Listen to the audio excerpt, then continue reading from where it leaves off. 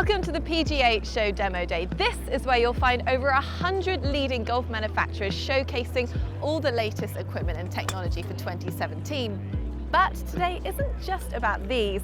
There's also some pretty unusual items to get your hands on.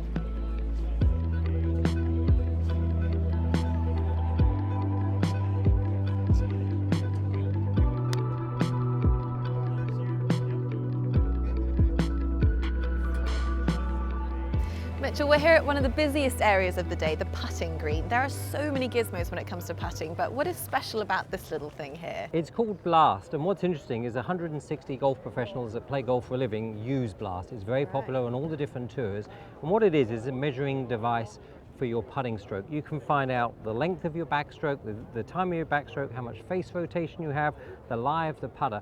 So, you know, this is where the birdies are made, this is where the par putts are saved. So there's a lot of time at tournaments spent in this area. And what's great is you just get these metrics. So what I'd like to do with you, Anna, is have you hit a couple of putts.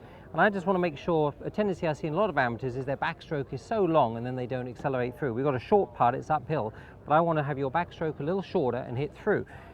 Let's see if we can do a couple and get some consistency. So it's really about the tightness of the numbers, but I want to get this number tight for you. So let's have a look. And just to go, it's really just something that you pop on the top of your own putter. Yes, you just put this on the top of your own putter, you sync it to your Bluetooth, so either iPad or iPhone, and away you go, and it measures everything.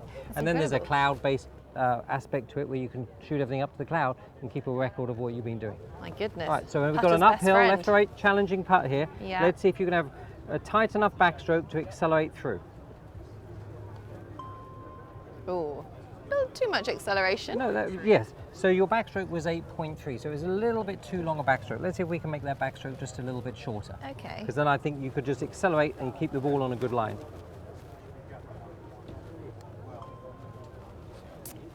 Slightly different. Good, 5.9 was good. So let's do that again. I would say just around 6 would be a good number for this putt.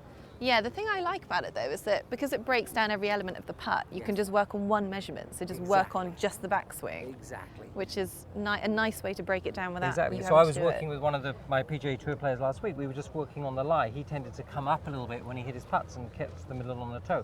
So he had the feeling of just keeping his hands more down, keeping this angle a little more constant in his stroke. Right. So like you say, you just find that one thing.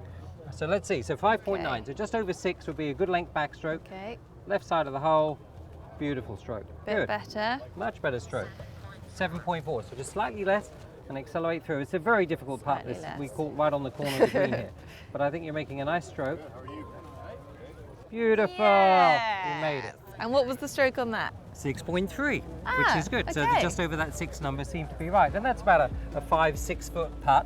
Uphill, a little bit slow, but that would be interesting for you to then know, and it's a simple thing to go to practice on the putting green. That's really interesting. So if I wanted to take it to the next level, that's measuring my backswing. What else does this thing measure? Face rotation would be a good one. Yeah. We want to see how much you're opening the face and how much you're closing it, and again, see how consistent that might be. That would be the next step once you get your backstroke length sorted out. Brilliant. Well, thank you, Mitchell. Genius.